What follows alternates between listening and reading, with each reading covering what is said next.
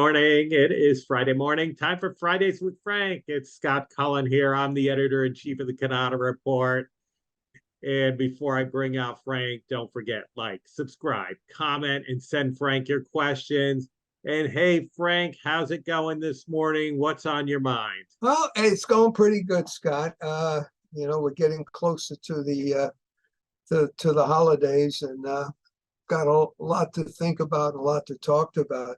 I'd like to kind of follow up on what we've written for the forecast for 2024, just to give a little different dimension to what we wrote.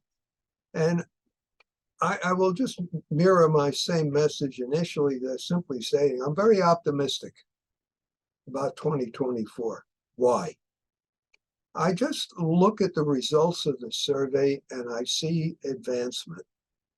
Now, people could easily question, really, you see advancement with smaller dealers disappearing and larger dealers continuing to consume them? And I said, you have to stop a minute and just understand the nature of business.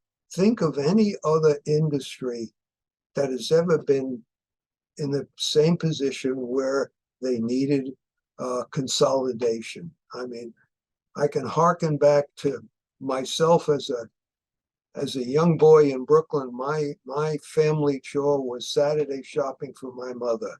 I had to go to the grocer, to the vegetable store, to the butcher, to the baker.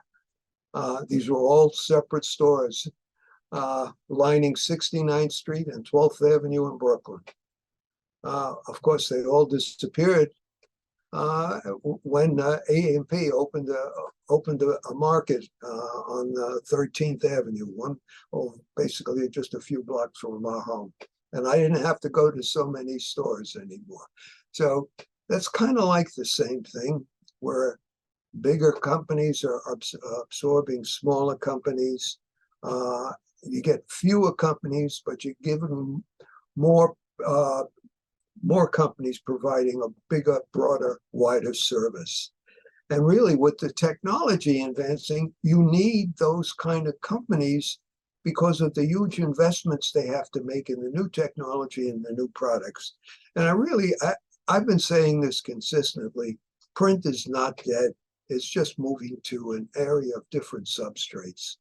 But to move into these areas, you need resources. And these large companies or larger companies have it. Now, that said, why else should we be positive about it? Well, again, the smaller dealers. Now, when I say smaller dealers, if you take out the $16 million dealers, take the revenue they provided in the survey, the rest of them were roughly between $8 and $10 million. That's not, in my early days, that was not considered a small dealer. And I think Scott himself feels that a $10 million dealer is in pretty good shape to take advantage of what opportunities are out there. Now, you have to take a look at those dealers being in a position to maybe not go as broadly as the larger companies can, but they can enter these markets and do extremely well with it. And why? I mean, it's historic. Those dealers may have a smaller MIF, but that MIF is just as strong and just as viable as the larger ones. And I can assure you that their percentage of retention is not insignificant and not less than competitive with the larger dealers. They know how to service the product, they know how to take care of the customer, and they know what they need to do in order to get there. So if you have those factors, why can't you be successful? All this talk about AI and people running off in all kinds of directions, but essentially, AI opens a significant opportunity to do something else with the MFP or the MFP type product. What does that mean? Just think in terms of being able to walk up to a machine and have a detailed conversation with it. That ability opens up a wide parameter of things. Now, in the past, we've seen prototypes of machines that incorporated AI and augmented reality.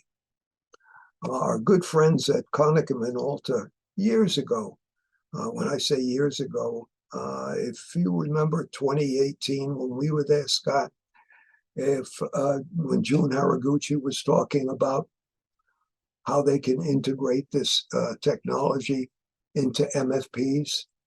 And for the benefit of our audience, what June told Scott, CJ, and I, that what KM was looking at that time was implementing an AI augmented reality combination where they place a machine in an office, in a doctor's office, in a reception area.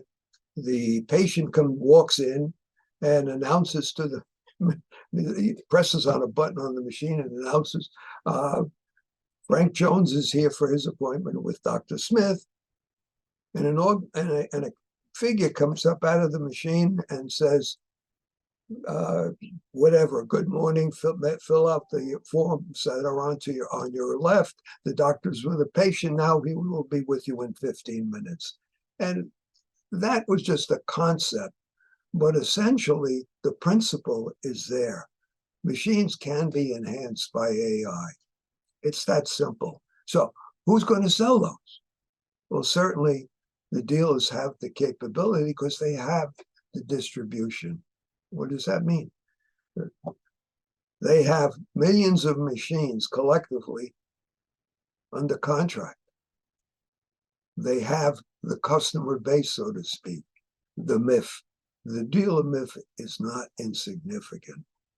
So those are the reasons that I truly remain optimistic, and I've been feeling that way for a while, and I've been trying to justify it. So that, in a nutshell, is really the story. And let's see how it all turns out. Maybe when Scott and I sit down next year and talk about 2025, we can say, what did we say that was going to happen in 2024? See how good we were. That's it, Scott.